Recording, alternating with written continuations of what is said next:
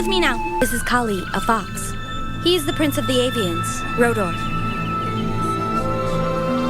Rodor! Rodor!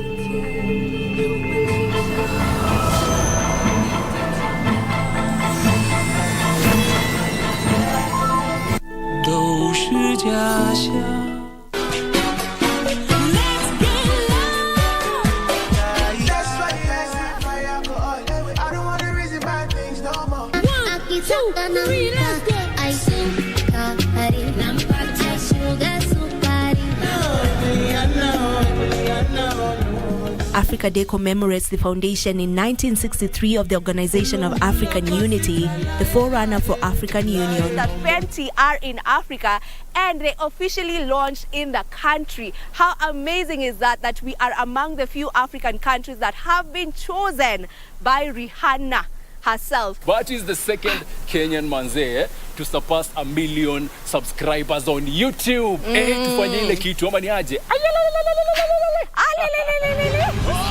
The winner of Survivor 42, Marianne. That's 5, that's enough. Here we go. Come on over, jury. Come on over. The winner goes by the name Marianne Okech, and she is actually the second black woman to ever win this show. I mean, 42 seasons later. Sweet, sweet love, you're my sweet, sweet love, you're my... Mpambe Gibson Gadho Mbugwa almaarufu prosecutor kwenye kipindi Ukipendacho Vioja Mahakamani kwenye runinga ya KBC Channel 1 anaomba usaidizi wako kudhibiti gharama ya matibabu ya figo. Jamaa na marafiki wameandaa mchango mnamo tarehe 11 mwezi ujao wa 6 kwenye ukumbi wa Charter Hall, jumba la City Hall jijini Nairobi. Waweza kutuma mchango wako kwa paybill number 247247, nambari ya akaunti 777626. Gibson amekuwa mwanani wako na wangu kwa muda usiopungua miaka 40 sasa. Ni zamu yetu nasi tuwe wandani wake wakati huu mgumu. Kupata lazima nishike kama sikiza tune yako. Bonyeza *811 962 hash. Lazima nishike mapema. Nisiposhika hii simu mapema utakasirika. Unajua mimi nikiwa mtu ya marathon najua niko na experience kabisa. Niko na experience. If you don't hurry, you will not break the record. Okay, wacha nishike hii simu. Kupata lazima nishike, bonyeza *811 962 hash. *811 962 hash. The Board of Trustees of Teleposta Pension Scheme and Fund advises all members that the 2021-2022 Annual General Meeting shall be held virtually on 31st May 2022 from 9:30 a.m. to 12:30 p.m. The AGM proceedings will be aired live on KBC Channel 1 from 9:30 a.m. Furahia maisha bora, linda jamii. Hii ng'ombe ni yako. Asante. Hii ng'ombe itatoa maziwa mengi kabisa. Sasa shida ya school fees imeisha tena. Chukua hii. Hebu nikuulize, hii maneno nasikia ya bima ya elimu inaweza kuonekana mtu ana process ya kuchukua insurance kapa yote ni rahisi. Hata niko na kapa ya gari yangu. Kwanza unajaza proposal form kama hii na uijaze wewe mwenyewe, na kama haujui kusoma uijaze na mtu mwingine. Hakikisha ile majibu umepatiana ni sahihi na ni ya kweli.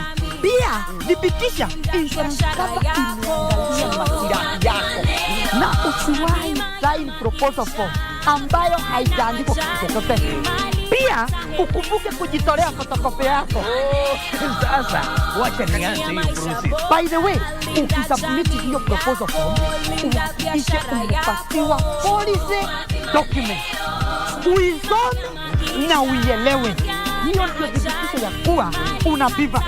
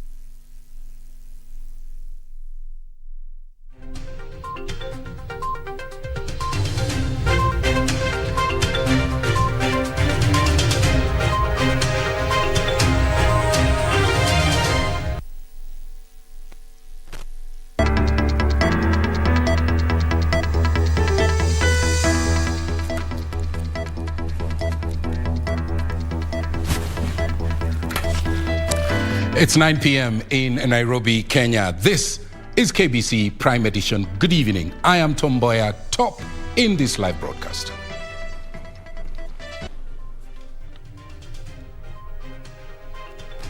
Walter Mongare of Umoja Summit Party becomes the first presidential aspirant to be cleared with IBC as Wajakoa and Wairia grapple with compliance issues.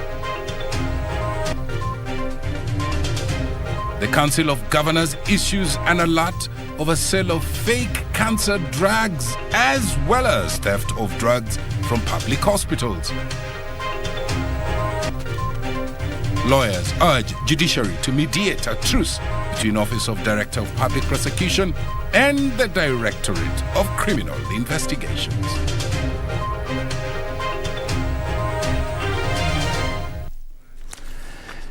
And tonight we begin a three-part special series on President Uhuru Kenyatta's legacy project, running all the way to the 1st of Wednesday as Kenya celebrates Madaraka Day. Our sign language interpreter is Byron Abuli, our socials at KBC Channel 1, my Twitter handle at Tomboya24, and the hashtag is Prime Edition. Straight to our top story.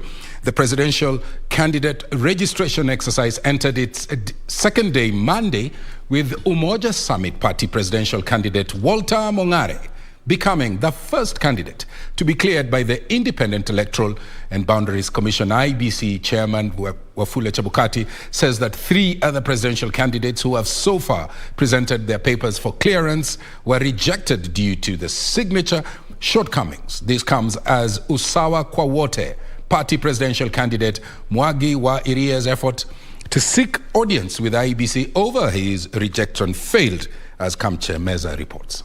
Presidential aspirant Walter Mongare for Umoja Summit Party is now ready to hit the campaign grounds after IEBC on Monday cleared him to vie for president. Applied to the checklist, and based on that, the commission will issue, I as returning officer for presidential election will issue a certificate. Mongare, who has been issued with a certificate, says it's a win for the youth. This is not about a personality, but it's about the issues that affect us as a people. And many of you know that for a very long time, I acted as president, and I want to say that Moi is back. It was, however, not a lucky day for Roots Party flag bearer Professor George Wajakoya, whose application was not successful after failing to provide supporters lists from 24 counties. We are going to do it because you have seen, witnessed that we have passed everything. Apart from one thing, anago kadogo tutafanya hivyo. Na Mungu akijalia, tutakutana tena. Wajakoya, however, has until 2nd of June to rectify the shortcoming.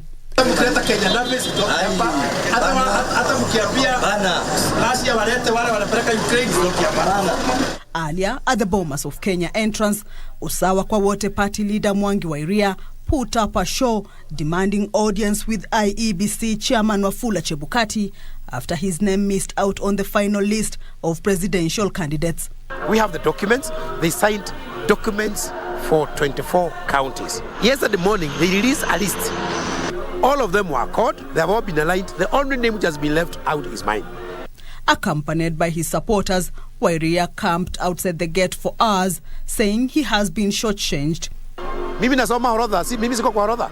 Wanataka niote, then they say I'm time bad. I've told them no. Mimi nimewaambia mimi nitakuwa hapo kwa hiyo ballot.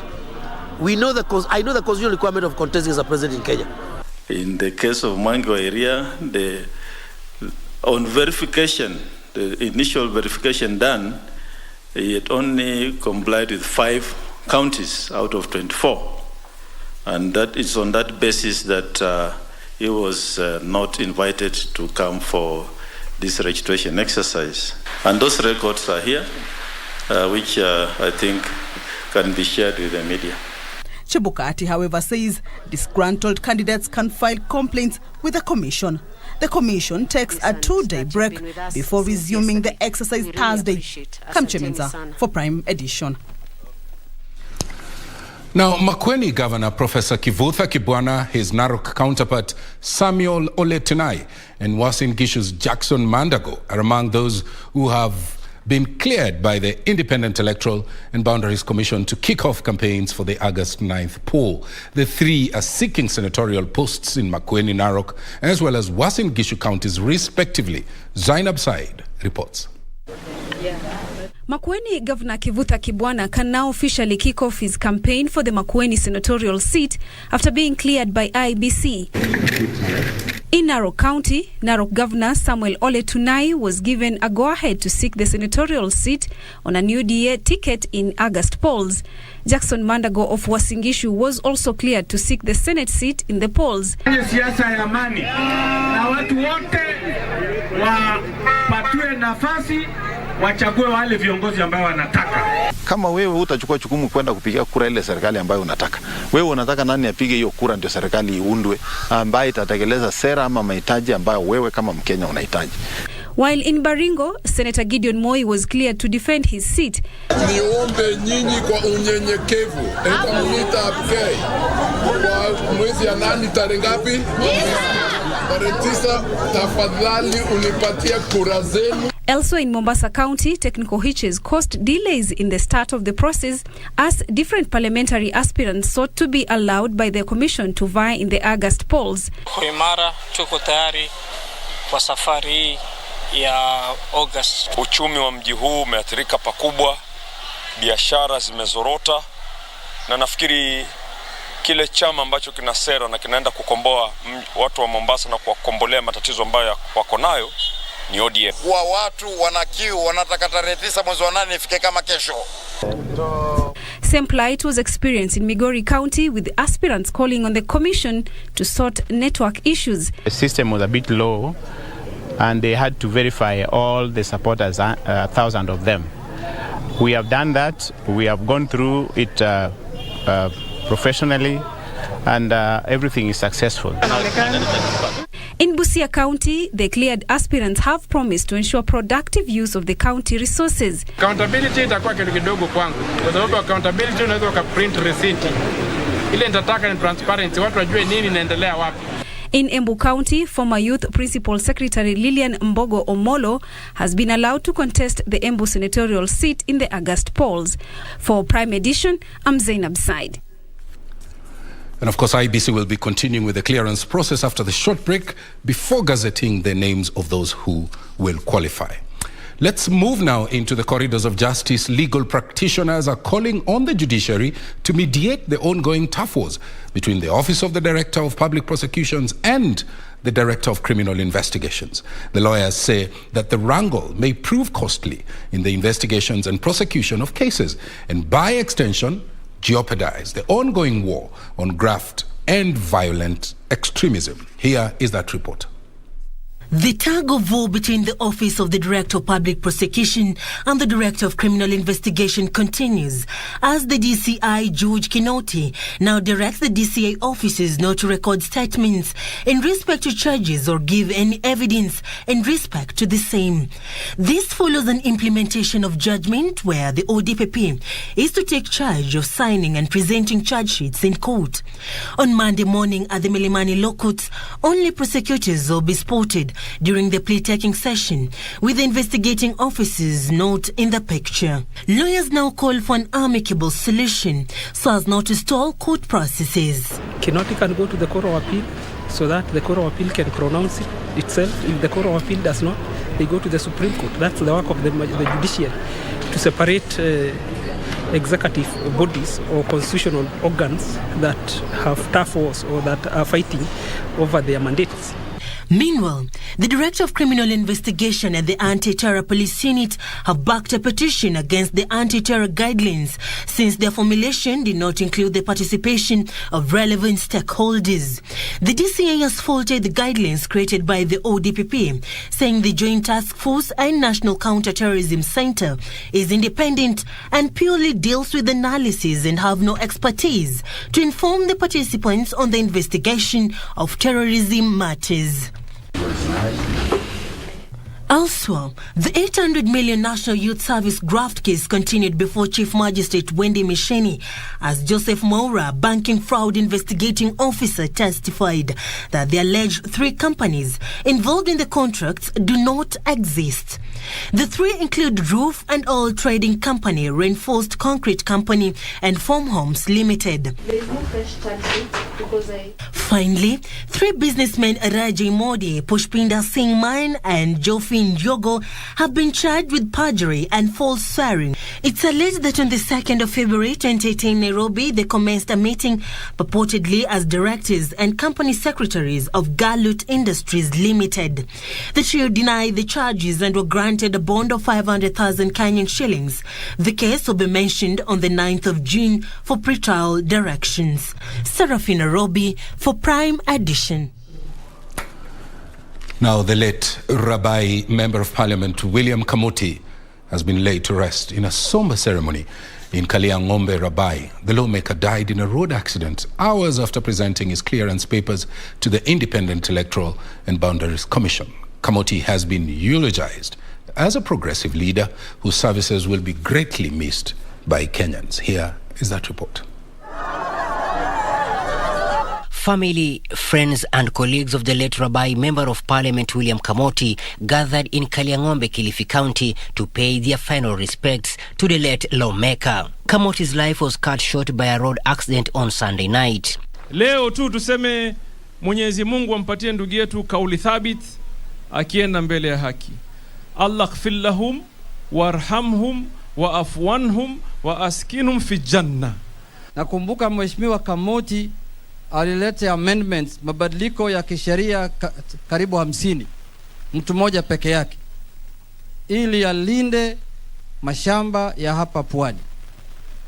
Ya hali Kamuti ambayo liko nayo kutokamana na chama chetu, kwa uweza Mwenyezi Mungu, watu wa Rabai, tarehe 9 mwezi wa 8, rais wetu akishaapishwa Mheshimiwa Raila Amolo Odinga, mumpatie mjumbe wa ODM kutoka Rabai. Kesi kadhaa, kesi za mashamba ambazo alikuwa akifanya kama pro bono, anafanya bila malipo. Alikuwa kiongozi ambaye anajielewa na ana focus na anajua yuko bungeni kwa sababu ya nini. ODM leader Raila Odinga, whose party had handed Kamuti the ticket to seek another mandate, eulogized the late MP as a visionary leader. Kamuti alikuwa ni kama ndugu yangu mdogo, lakini mtu ambaye yenye busara, yenye akili mingi zaidi. Yeye kila mara amekuwa mshauri wetu. Mwenyewe alikuwa na maoni mazito sana juu ya mambo ya hapa pwani. Kamuti was preparing to seek a third term as Rabai MP and had just received clearance to vie in the August polls. Mimi naitwa Hari Mwamkali kama mtoto wa kwanza kwa wazazi wangu, na marehemu ni mtoto wa pili. Marehemu alizaliwa mwaka wa 62. Kwa hakika tulipata ripoti hizi jana usiku kwa mshangao sana. Sisi tulikuwa tunajitayarisha kulala kama saa 4 ndio tukapata.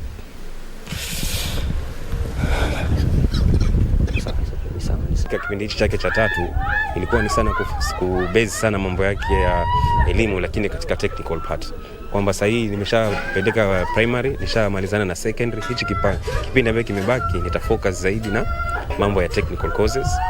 Alikuwa anaendea saa hii katika kipindi hichi cha 3. Alikuwa amesema madamu elimu nimeidumisha, nimeboresha vya kutosha. Saa hii nataka nijenge Rabai Teachers College na nijenge KMTC Rabai hapa, ili watoto wangu wa hapa Rabai wasiende kuhangaika, wawe wako nazo hapa. Hiyo ilikuwa ni ndoto yake ya kipindi hichi cha 3. Jamaa. The death of the Rabai lawmaker has sent the Orange Democratic Movement back to the drawing board, and the party is now required to pick a replacement for processing by the Independent Electoral and Boundaries Commission. The lawmaker is survived by a widow and 4 children. Michael Mwandiga for Prime Edition, Rabai constituency in Kilifi County. Our thoughts and prayers go to the family. Now, Nancy Okware was at State House, Nairobi, where Kenya and Sierra Leone signed 7 agreements bordering on political and diplomatic consultations, trade and investment, among others. The deals were reached following bilateral talks between President Uhuru Kenyatta and his Sierra Leone counterpart, Julius Maada Bio. Here is her report. On Monday, President Uhuru Kenyatta officially received the Sierra Leone President Julius Maada Bio at State House, Nairobi. President Maada, accompanied by the Sierra Leone First Lady Fatima Maada. The elaborate state reception ceremony included a guard of honor and a 21-gun salute.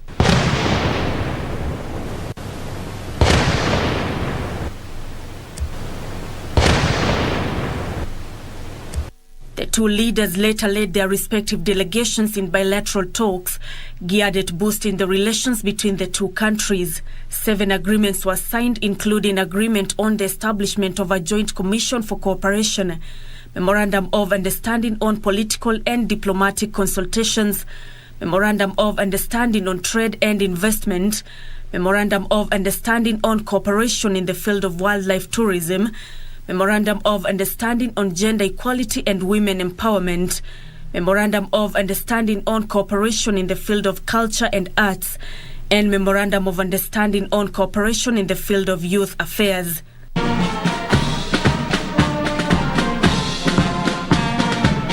The Sierra Leone president arrived in Kenya on Saturday for a 5-day state visit and is expected to be the chief guest on Wednesday during the Madaraka Day national celebrations to be held at Uhuru Gardens in Nairobi.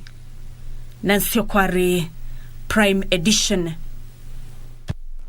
Well, that story brings us to our first break. Just a quick reminder, tonight we begin our special series on President Uhuru Kenyatta's legacy projects, and it will run all the way to Wednesday the 1st when the country celebrates Madaraka Day. Plus, the COVID-19 positivity rate is rising. We'll be back with the details.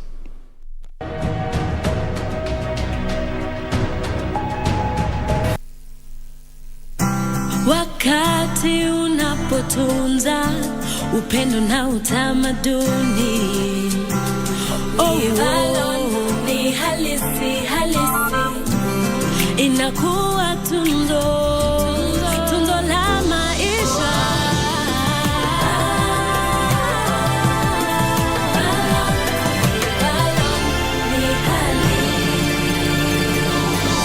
That lets you shine.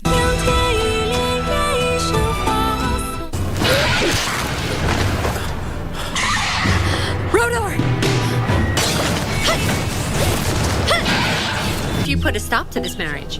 Are you gonna step up and be responsible for her happiness? You can't do anything bad with this magic. It's all about karma. You reap what you sow. Come with me now. This is Kali, a fox.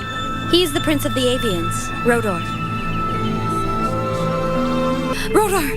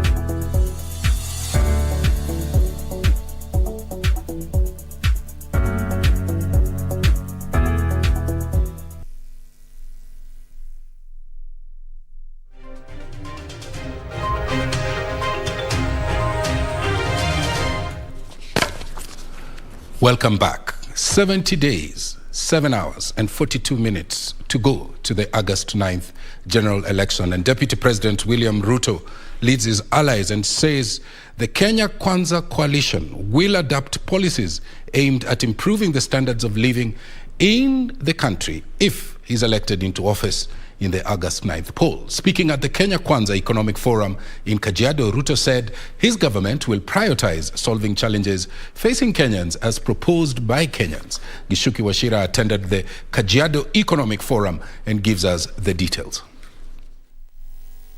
Kenya Kwanza Alliance is gathering recommendations from Kenyans on how to solve challenges that inhibit the economic growth. Mwisho wana mahitaji tufuatilie. Deputy President William Ruto leading the discussion in Kajiado County where traders, farmers and pastoralists aired their grievances and suggestions. Wamama wa soko, tunajaribu sana kusomesa watoto wetu. Na tayari tumewasomesa. Naibu wa rais, tukisomesa watoto, mtu hata akimaliza university, unashindwa unapeleka huyu mtoto wako wapi? Anakufuata kwa soko, anaenda kuwa beba pale.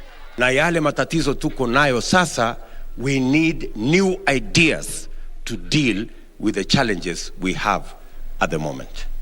The Deputy President promising to work with county governments in prioritizing proposals given during the economic forum if elected president.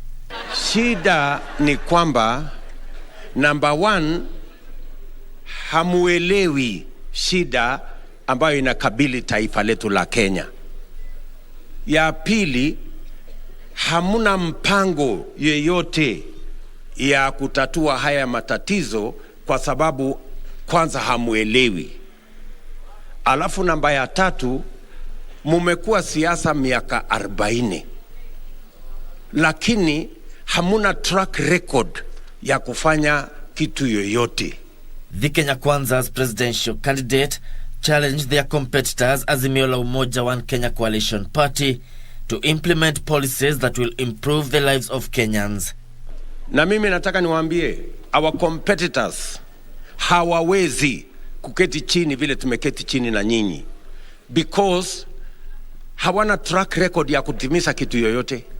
The Kenya Kwanza's Economic Forum later toured Taita Taveta County, where Ruto and his co-principals Musalia Mudavadi of Amani National Congress and Ford Kenya's Moses Wetangula exuded confidence of forming the next government. Ishoke Washira, Prime Edition. Now, the Council of Governors, COG, is raising the red flag over the increasing sale of, believe it or not, fake cancer drugs to unsuspecting patients. They're also worried of the theft of drugs from public institutions. Just last week, 6 members of staff at the Kenyatta National Hospital, remember, were charged in court for stealing cancer drugs worth 4.6 million shillings. The COG, through its health committee chairperson, Professor Anyang' Nyong'o, are now, among others, calling for a review of the management at Kenyatta National Hospital after it emerged that the stolen drugs were actually being taken to a facility owned by a senior staff. Yusuf Farah brings us that, well, puzzling story. Council of Governors Health Committee Chairperson Professor Anyang' Nyong'o noted theft of medical supplies was rampant in the Kenyatta National Teaching and Referral Hospital Private Wing, Intensive Care Unit and Cancer Center. It can be done more efficiently by making sure that the transmission is governed electronically, so that when drugs leave the pharmacies to the wards, it is something that can be followed without any human error. The systems at KNH do require some sort of audit, because that is where a majority of the patients have been going. And when we have drug stockouts, when we have constant breakdown of radiotherapy machines, it is very, very unfortunate, because the minute a cancer patient misses their chemotherapy or radiotherapy session, then it becomes that much harder to treat the disease. Concerned by the increased sale of fake cancer medicine in the market, the Council of Governors now wants the Ministry of Health to thoroughly vet staff at the country's largest referral hospital and private facilities to ensure there is no conflict of interest. The culprits have not been punished, notwithstanding some report that people in ICU have been denied their medicine and counterfeit medicine given to them in this premier hospital in the Republic of Kenya. Our patients have actually been talking about sometimes the wrong drug being used or drug stockouts. COG further calling on additional investment in human resources, especially cancer specialists, for the diagnosis and treatment of the disease. A report by the Kenyan Network of Cancer Organizations puts cancer as the third leading cause of death in the country, with an estimated 42,116 new cases and 27,092 deaths annually. Isofar reporting for Prime Edition. Well, on to that feature that we had promised you, the standard gauge railway, the Lamu port, and the expressway right here in Nairobi, Kenya, are some of the key infrastructural projects that President Uhuru Kenyatta would be remembered for. Here is our reporter, Regina Manyara, with the details.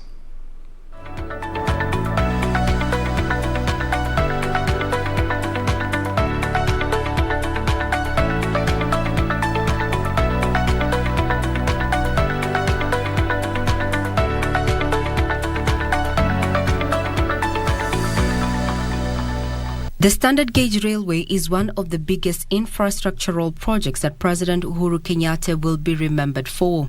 It is under his administration that Kenya negotiated for the funding of the project, which involved the Chinese government funding 90% of the project, with Kenya availing the remaining funds, which were from the Railway Development Fund (KITI) that saw imports attract a 1.5% levy.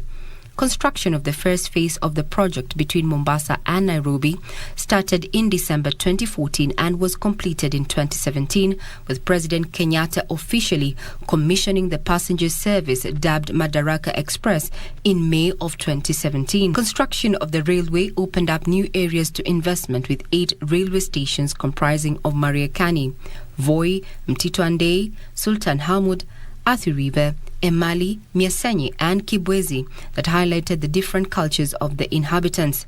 The passenger line has remained popular among commuters, that most of the times passenger trains are usually fully booked, despite increasing the frequency from 1 to 3 trips daily, either direction between Nairobi and Naivasha. Phase 2A of the standard gauge railway project involved extension of the railway from Nairobi to Naivasha. Latest data shows that 2 million passengers were ferried via the Madaraka Express service last year. Cargo services on the standard gauge railway were officially commissioned in June 2017, and volumes have grown to 5.4 million tons of cargo hauled on the SGR last year. And so, as we evaluate now the performance of the extended line from Nairobi to Naivasha, we shall also access and assess when we can now extend the line beyond Naivasha to Kisumu and to Malaba. Its operationalization also saw 2 inland container depots set up in Embakasi and Naivasha to reduce congestion at the port of Mombasa and fast-track cargo clearance. In terms of business impact, it will be massive.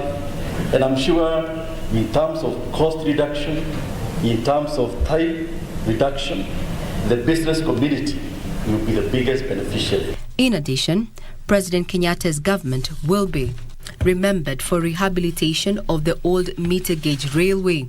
Hills and plains, it left a trail, one characterized by settlements and towns along the railway route and its destination.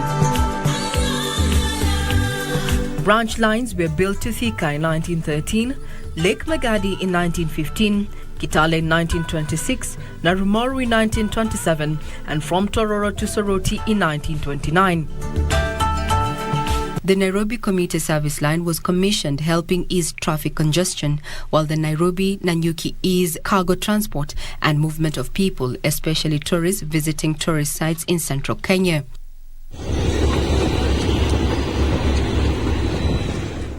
Rehabilitation of the Naivasha-Kisumu meter gauge railway was also done and started service late last year, much to the excitement of those travelling to the lakeside city. I think it's also cheaper than the road transport. It is slightly longer, but safer. Kenya's second commercial port in Lamu is another project that President Kenyatta will be remembered for. The project aims at positioning Lamu as a regional transshipment hub. Let us therefore not shy to celebrate this great achievement of operationalization of this port, which supports our Big Four agenda and the Vision 2030 National Development Blueprint. The government is constructing the first 3 berths, the first of which was commissioned by President Kenyatta last year and has so far seen several large vessels calling on the facility. We have 2 vessels which are coming in next week. Lamu Shipping Line will bring in cargo, about 50 containers from Zanzibar and Dar es Salaam. And then CMSGM big ship will come in from Reunion that will come and load all those containers en route to the Far East. Each of the berths at Lamu Port are designed to have a depth of 17.5 meters and a length of 400 meters. Commissioning of the Lamu Port is expected to open up the area to investment and development. Several road projects have been undertaken in recent years, but the expressway in Nairobi stands out. We have a very, very big impact in terms of mobility of Kenyans, visitors, businessmen, businesswomen, tourists. It is one of the best pieces of infrastructure ever done in Africa. The project that was opened for use to the public in May 2022 is expected to reduce the time taken to travel between the 27-kilometer stretch between Mlolongo and Westlands by motorists who will pay for the use of the road. We are doing the traffic monitoring, and combined with the automatic detection system, we are able to detect if there is any congestion in our expressway, if there is any pedestrian crossing, if there is any vehicle reversal in our expressway, and thus we are able to reach out to the responsible department to handle the abnormality on our expressway. Other projects done under President Kenyatta's administration include Dongokundu bypass at the coast, offering an alternative route to the Likoni ferry for those travelling between Mombasa Island and the south coast. The 6-lane Mombasa-Kwajomvu dual carriageway that includes interchanges at Changamwe, Mikindani and Kwajomvu, the new Kipevu oil terminal, and the dual carriageway Kenol-Sagana-Marua Road are among other key infrastructural projects done by President Kenyatta's administration. This is part of the 27-kilometer road dubbed Nairobi Expressway, constructed and operationalized during Uhuru Kenyatta's tenure. This particular road is meant to ease congestion within the Nairobi Central Business District. I'm Regina Manyara reporting for the Madaraka Day Special.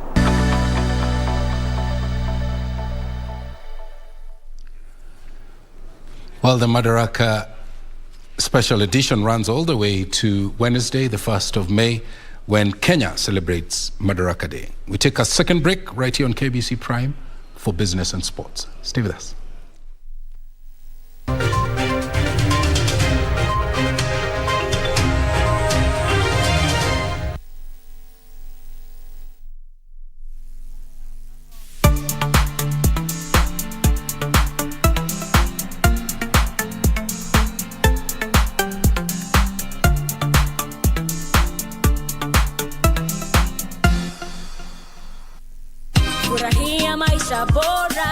Boresha maisha na bima.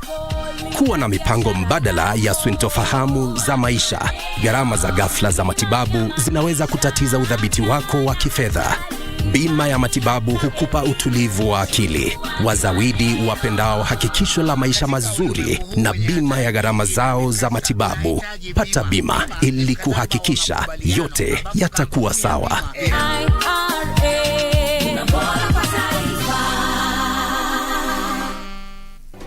Do you have a news story to share with KBC? Get in touch swiftly on email news@kbc.co.ke or call 0723-892-654 or 0734-780-124.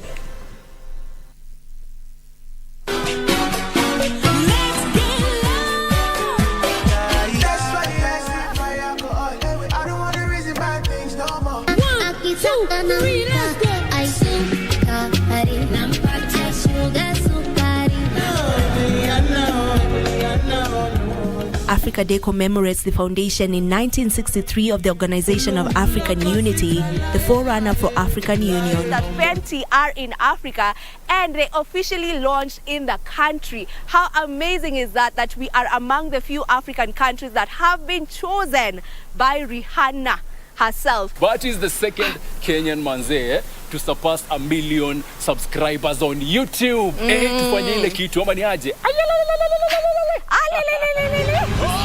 The winner of Survivor 42, Marianne. That's 5, that's enough. Here we go. Come on over, jury. Come on over. The winner goes by the name Marianne Okech, and she is actually the second black woman to ever win this show. I mean, 42 seasons later. Sweet, sweet.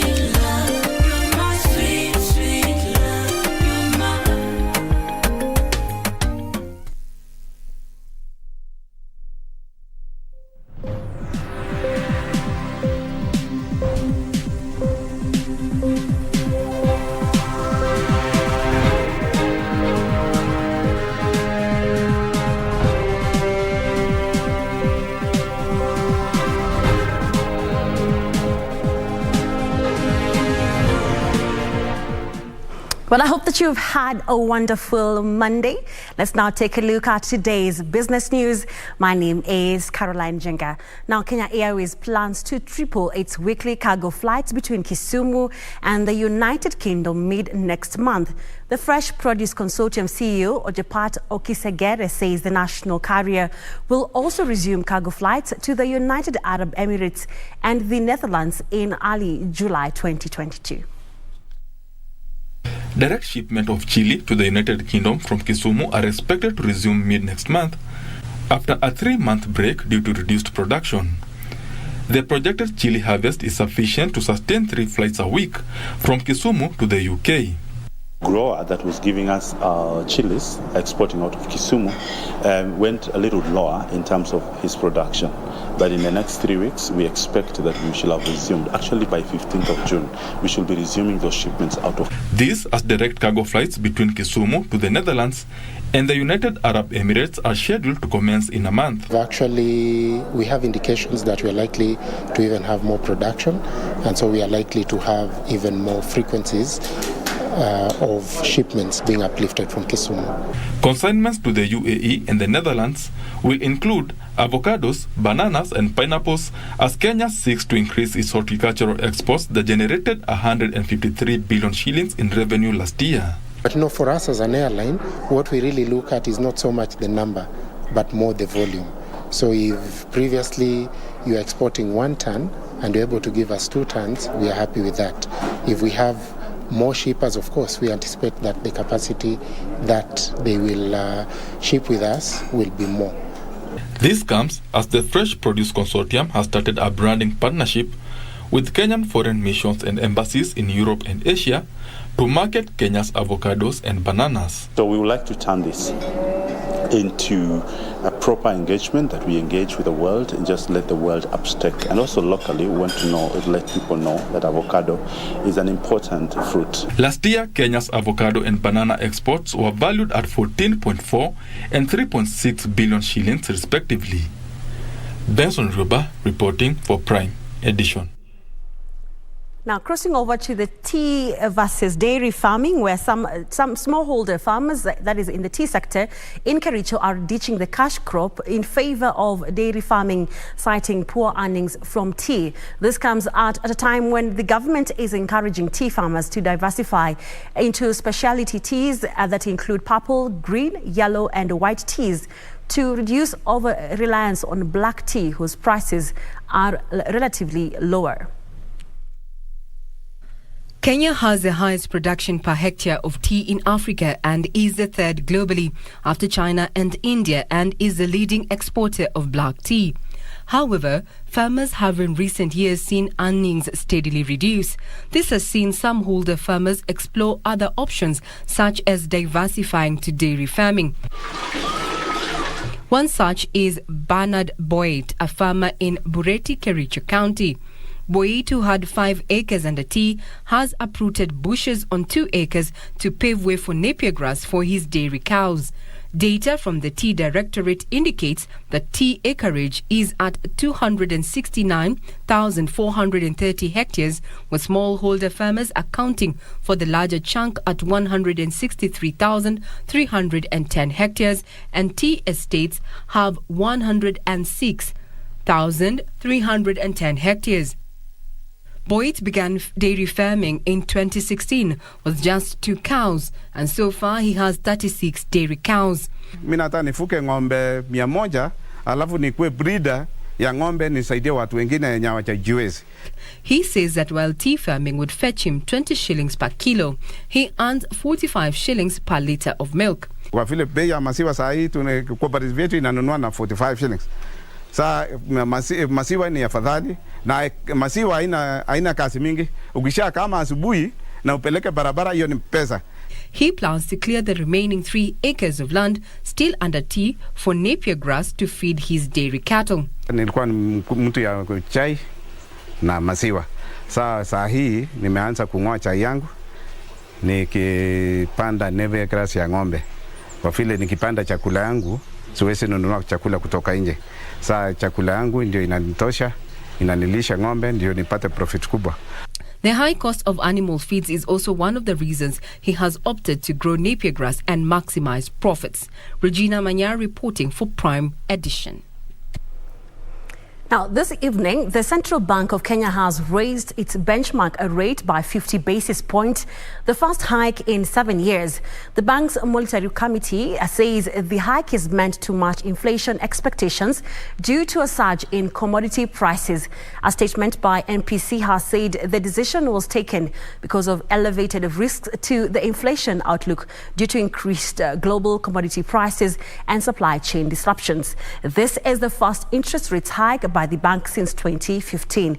Inflation currently stands at 6.5%, well within the MPC's target band of between 2.5% to 7.5%.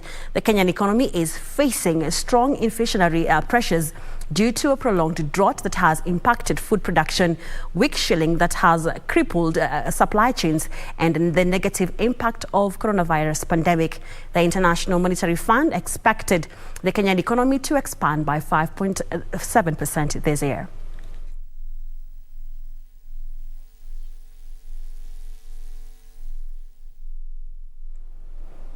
Now, moving on, the National Industrial Training Authority has ramped up training of small and medium enterprises in the textile and apparel industry. The authority plans to roll out the training of SMEs in all 47 counties. The authority has started the training in Nairobi County, targeting 40 enterprises. Kenya's earnings from textile exports hit 33.7 billion shillings in the 9 months to September 2021, a 31.1% growth compared to 25.7 billion shillings a year earlier. Currently, Kenya's textile and apparel industry contributes 0.6% to Kenya's annual wealth. To boost earnings from the sector, the government, through the National Industrial Training Institute, targets to upskill the capacity of thousands of young people in the industry to improve its competitiveness. For the competitive markets, you need to improve your quality. What we are going to be calling it, because you already have some skills on the same, is skill upgrading. So basically, we are going to be targeting areas where you think you need more training. NITA, through the Textile Training Institute, has already conducted a training needs analysis for textile and apparel MSMEs at Uhuru and Jericho markets. To address the gaps identified during the study, Gatsby East Africa and NITA have partnered in supporting a 3-week training program for a cohort of 40 practitioners. The program will take 3 weeks to have the soft skills to enable them be able to, we also call them employability skills. They need to have the practical components. Yes. Then there will also be an assessment and certification at the end of the program. Speaking during the launch of the program, Director of Administration in Ministry of Industrialization and Trade, Joseph Bulut, says the training will boost productivity in the textile industry, while the Ministry of Industrialization will provide support in terms of financial services. We are supporting in this program by assisting knowing what they can do after they have been trained, so that they can have linkages, especially on finance. The 3-week training will cost 700,000 shillings, with plans to roll it out in more counties. Although the textile industry already has trained personnel, there is need to upgrade their skills to meet the market demand. For Prime Edition, I am Teresa Mutai. Electric vehicles are regaining traction in the country and Africa as the call for climate change is being pushed, with several companies working on building these machines. Various charging stations in the country, such as EV Chacha in Two Rivers, is a move that is aimed at promoting the uptake of electric cars in the country. Could it be an alternative here in Kenya? Andrew Okero filed the following report. The use of electric cars, or the hybrid ones that use both electricity and fuel systems, is gradually gaining traction in the country. The Energy and Petroleum Regulatory Authority, EPRA, estimates that between 350 and 400 of Kenya's 2.2 million cars are electric. A major reason driving these numbers is the high cost of fuel. Driving this car, you drive like a normal car. gear is like normal car. Everything hapa chini hakuna kitu ati inakuanga imechange. It's like a normal car. The only thing inakuanga imechange ni that gari haina engine, ni motor. That's the only change. Brake, when you're braking it is kawaida. Stephen Njuguna is a taxi driver in Roysambu who has been driving an electric car for 2 years. Right now as we are talking, economy imepanda sana. Mafuta size is 150 per liter. And steamer haipandi. So if I will use 300 for 160 kilometer, and those 160 kilometer nitakuwa nimeka mafuta almost ya 1700. So I think gari ya moto inaniletea faida sana kuliko ile ingine. Despite the savings on fuel and low operation cost, Njuguna cites a major inconvenience in electric cars being the limiting distance. Ukicharge unapata uwezi toka hapa uende nayo Murang'a. So lazima uko ina run errand hapa hivi Nairobi. Just within the environment. As such, several charging ports such as this one known as EV charger are required along the routes, especially along long distance routes. It's just one way. Yeah, that's it. And when it turns green, that means the car started charging. Okay. So the charger communicates with the car and they agree, okay, the power supply is good and it allows it to charge. And then you'll be able to see here on the dashboard that the car is charging. So with our chargers, from empty to full, it will take 5 hours or thereabouts. But that's with this car. Some cars will take shorter depending on the battery size, some 3 hours, some up to 6 hours. Iadi, however, says with sufficient government support, they can have more electric vehicles on the road. You know, the government is the one who sets the rules in terms of taxing, especially with electric cars. So they have tried, and for excess charge, you get 10% as opposed to 25%. Not as much as some other countries, which is zero tax for electric cars. That would promote people to buy electric cars. And also just charging infrastructure. The growing popularity of electric cars, especially among saloons, could see this technology leveraged on other modes of transport, such as motorcycles and even public service vehicles. The electric cars, such as this one, have gained popularity in the West and are slowly penetrating into the local market here in Kenya. It remains to be seen whether more Kenyans will embrace the electric motors over the existing fuel-driven cars, or this is just overstretched entrepreneurial facade. Andrew Kero, Prime Edition in Nairobi. Thank you, Andrew, for that amazing report there on electric cars. Now, commercial lenders saw their pre-tax profit jump to 78.5% in 2021 as the economy recovered from the COVID-19 scourge. Now, the Central Bank of Kenya's annual report for 2021 says profit before tax hit 197 billion shillings compared to 121.7 billion shillings in a similar period in 2020. CBK that is Governor Patrick Njoroge says the banking sector assets base grew by 11% to 6 trillion shillings in 2021 from 5.4 trillion shillings in 2020. According to the report by Kenya's Apex Bank, there are 9 large banks in the country with a combined market share of 74.76%, 8 medium banks with a market share of 16.41%, while 22 small banks control 8.82% of the market share. The report indicates that the sector recorded strong capitalization levels as a result of retention of profits and additional capital injections. Equity Bank Group was the first to cross the 1 trillion shillings Rubicon after the acquisition and integration of its business with Bank Commercial du Congo in December 2020, eclipsing KCB Group as the largest bank in Kenya in terms of asset value.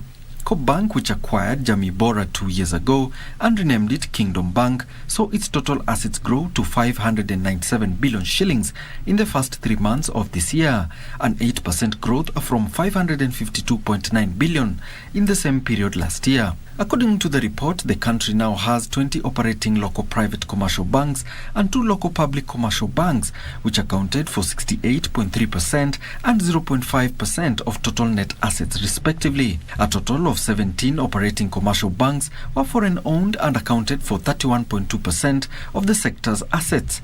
The regulator projects the sector to remain resilient in 2022 as banks continue supporting the post-COVID economic recovery. This resilience led to the sector's asset base to grow by 11% to approximately 6 trillion shillings in 2021 from 5.4 trillion shillings in 2020. The state of the banking sector in Kenya is set to grow and strengthen further due to continued diversification and restructuring of business. Well, that is how we wrap up business news for tonight. Richard Munga is on the other end of the studio with the sports report, or rather the sports news. My name is Caroline Jenger. Have a good night.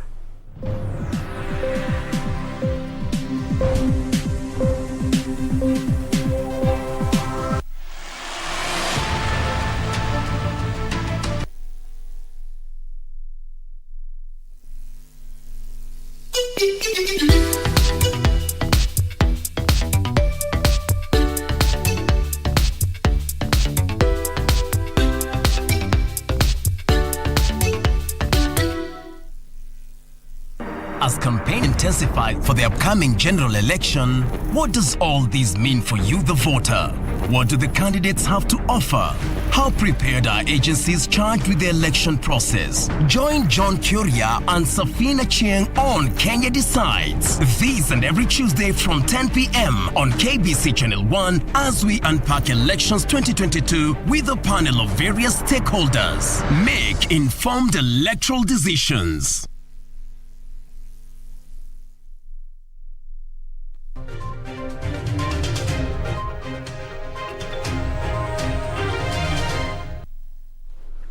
Well, before we usher in Richard Munga with the day sports, the government has set aside 2.4 billion shillings to help eradicate neglected tropical diseases in the country. Health Principal Secretary Susan Mochache says statistics show that 25 million Kenyans are at risk of tropical diseases. Mochache, however, noted that government is fully committed to exploring innovative ways to accelerate progress towards ending the neglected tropical disease by the year 2030. Here's that report. Speaking at the Global Summit on Neglected Tropical Diseases, Health Principal Secretary Susan Mochache noted that the neglected diseases remain a major focus in the planned rollout of the universal health coverage.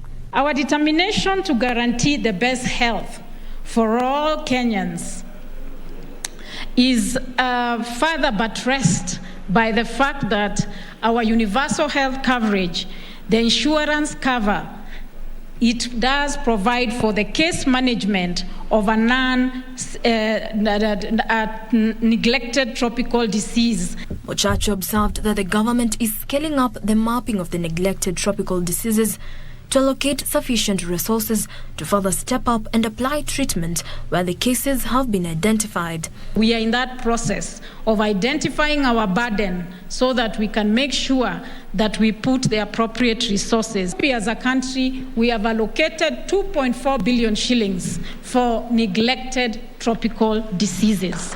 Health experts citing poverty as a major factor that has led to many Kenyans failing to access to quality and affordable health care. Many times people who are infected or affected by NTDs are also affected by poverty because of the pressure applied to these communities by NTDs. And indeed, non-communicable diseases are endemic across Kenya and primarily affect rural communities where there is low access to sanitation and to clean water. That NCDs afflict, unfortunately, the poor amongst our communities. The Global Summit that is set to end on 1st June aims at exploring best practices to accelerate progress towards ending national tropical diseases by the year 2030. The government says neglected tropical diseases remain a global threat. Locally, measures are being put in place to permanently secure the population against the diseases, a program the government hopes to achieve by 2030. Jacqueline Masharia for Prime Edition.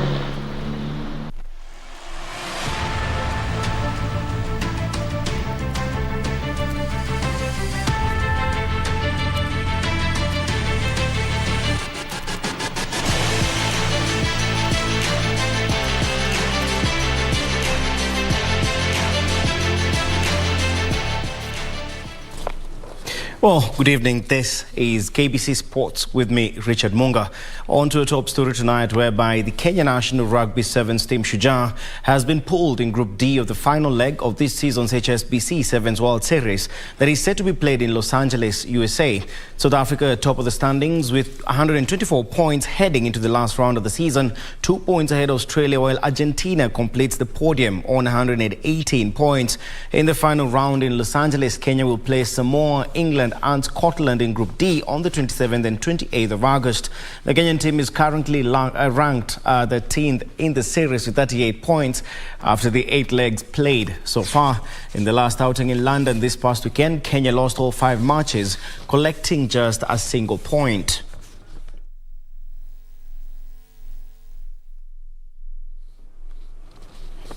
Meanwhile, the KCB women's volleyball team has qualified for the finals of the ongoing Africa Cup of Nations women's clubs after beating Kenya Pipeline 3-0 in the semi-finals that were played in Calibia, Tunisia. In the first set, KCB took a 25-15 win, followed by a 25-23 win in the second set. KCB went ahead to win the third set 25-12. Elsewhere, Kenya Prisons finished 5th in the tournament after recording a 3-0 victory over APR. Prisons recorded a 25-10, 25-19 and 25-20 set win, with APR finishing 6th. The finals will be played on the 31st of this month.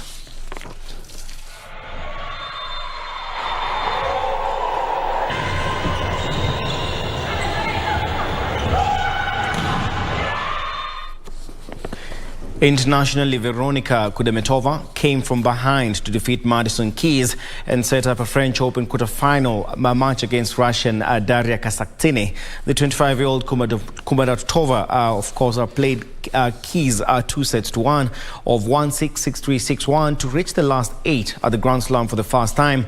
Meanwhile, while number 1 Novak Djokovic made it through to his 52nd Grand Slam quarter-final, easing past Argentina's Diego Schwartzman and setting up a clash against his nemesis, Rafael Nadal.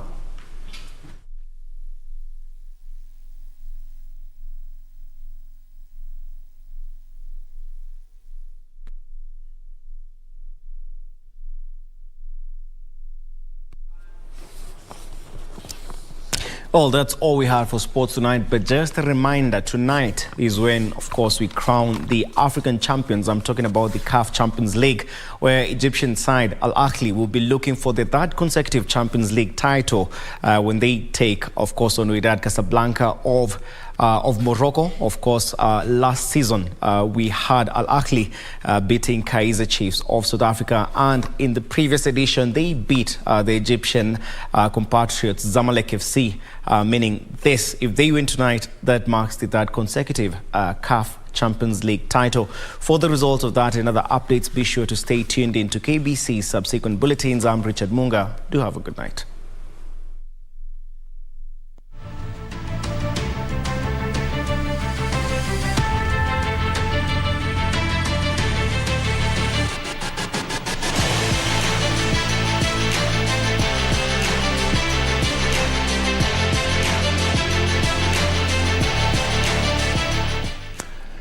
Well, thank you very much, Richard Munga. Thank you also to Karen Jenga and Byron Abuli, our sign language interpreter. Well, that's all we had for you on this day when Kenyan COVID-19 positivity rate rose to 3.8% following the confirmation of 91 new infections over the last 24 hours. The total confirmed positive cases stands now at 324,859. Well, on behalf of the dedicated entire KBC Prime Edition team, thank you so much for watching. Good night from Nairobi, Kenya. I'm Mboya. Bye-bye.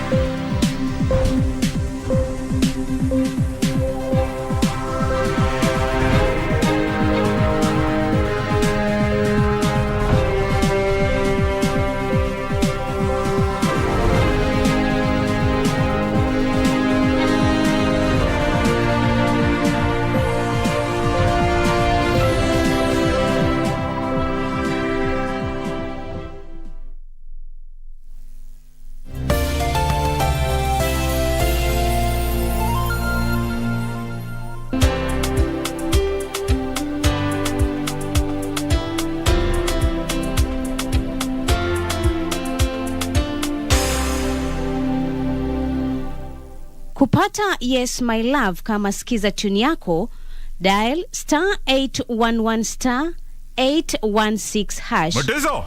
Mutiso, wewe nafanya nini hiyo? Wacha nieleza, panataka hiyo kitu. Panataka Mutiso. Ai mbo, sasa hiyo tu unakuja unaanza kunizuzia kwa nini hata sijafanya kitu? Wewe nieleza Mutiso, hapana leta hiyo kitu. Taka. Wacha nachukua simu. Hello?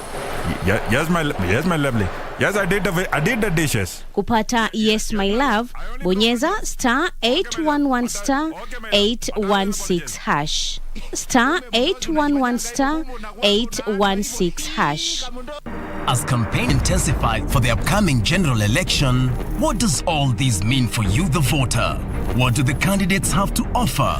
How prepared are agencies charged with the election process? Join John Kuria and Safina Chieng on Kenya Decides. This and every Tuesday from 10 p.m. on KBC Channel 1 as we unpack elections 2022 with a panel of various stakeholders. Make informed electoral decisions. Na kama hiyo ni njama ambayo mmepanga nyinyi wawili, wewe kama wamwonea imani sana, basi mtafutie sehemu nyingine ya kuishi. Huyo msichana wako atakunyonyora wewe pa kubaki supu.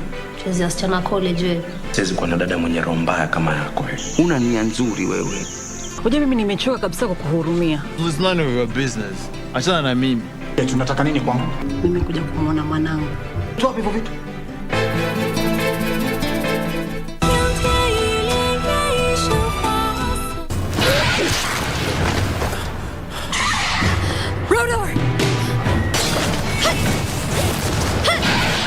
If you put a stop to this marriage, are you going to step up and be responsible for her happiness? You can't do anything bad with this magic. It's all about karma. You reap what you sow. Come with me now. This is Kali, a fox. He is the prince of the avians, Rodor. Rodor!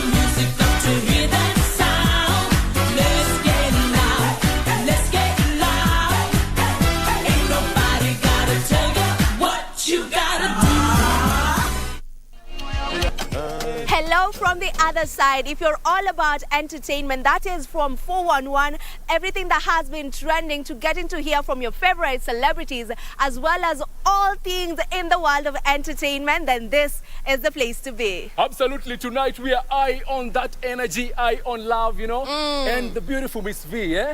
Hey, congratulations, eh? Because of what? Hey, man, this will go proposed to, you know, last weekend. No couldn't invite, unfortunately, man. It is not April Fools. Tulimalizana wapi pete. Acha kunitoa soko, bro. Acha kunitoa soko.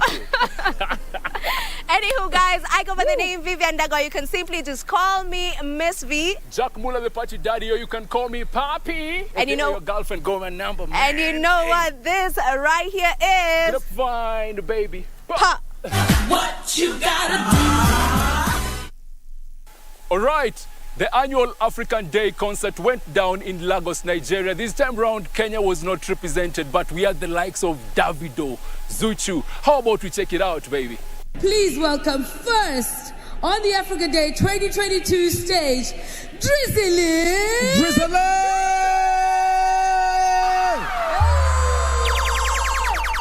The annual YouTube African Day concert went down over the week courtesy of YouTube. It is the third concert of its kind to mark Africa Day. Classic, you know? Are you ready now? Oh, yeah.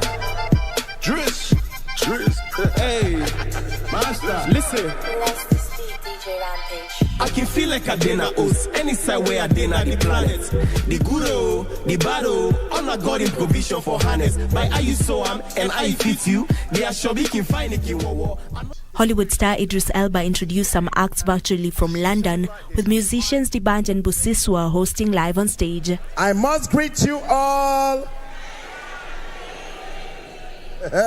I'm D'banj, or Skibanj like my Jamaican friends call me. Capella like my South Africans call me. Mensa like my Ghanaians call me. Frike. Osinawat Burogara Yawan. Importer. Oh, Busiswa, tonight's going to be great. And I am not alone, as you can see.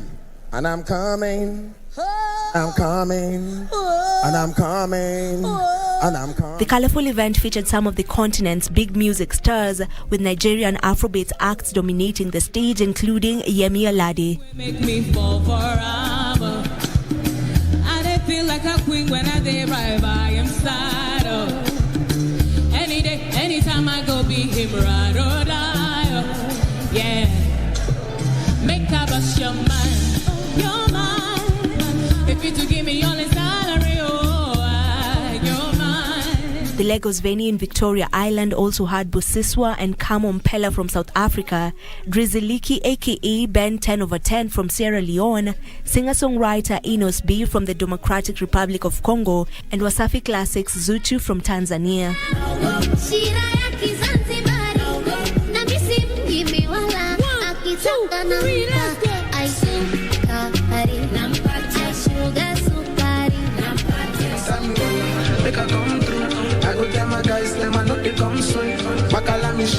Make my eye chew. Many girl get, but now you I want to do.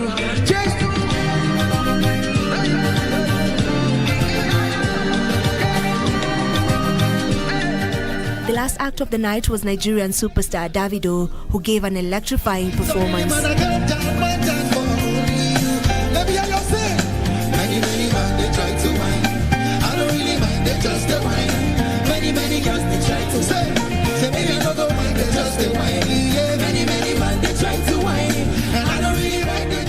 Africa Day YouTube concert seeks to unite Africans in the diaspora, and people from all over the world in a celebration of the continent and its talents. Africa Day commemorates the foundation in 1963 of the Organization of African Unity, the forerunner for African Union.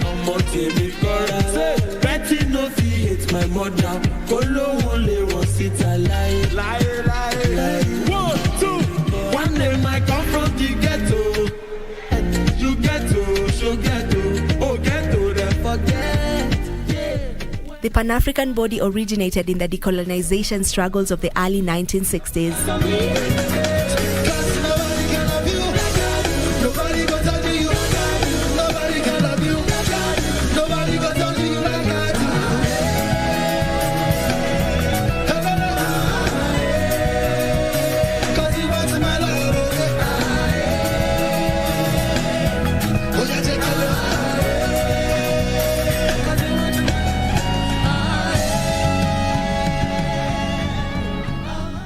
Kuona Artist Collective was the place to be over the weekend for the Jam Concert Series. Now, this was the second edition, and our very own Jack Muller was present for it. Let's check it out.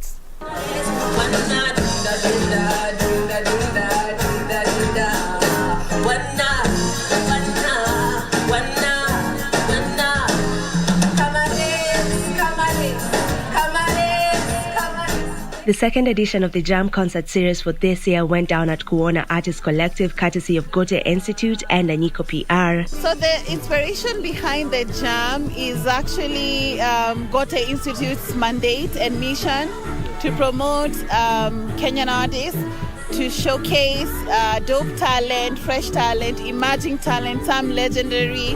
So it's all about supporting the industry, uplifting the industry. The Jam has been there already, but this year's concert series started last month. This is the second one. And yeah, I'm happy to be part. This time round, it was all about great music and great artist performances.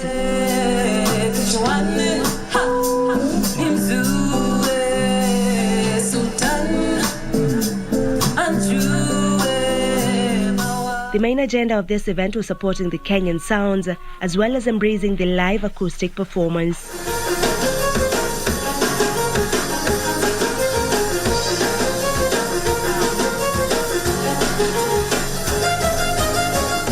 Ima, the super talented female artist, was the first artist to grace the show. With her lovely voice and dope energy, she engaged the crowd, lifting up everyone's mojo.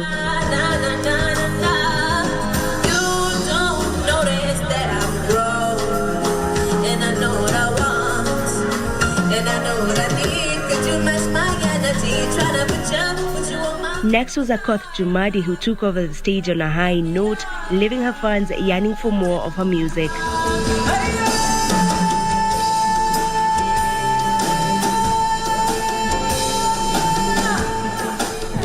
My name is Akoth Jumadi. I am a music researcher, a musician.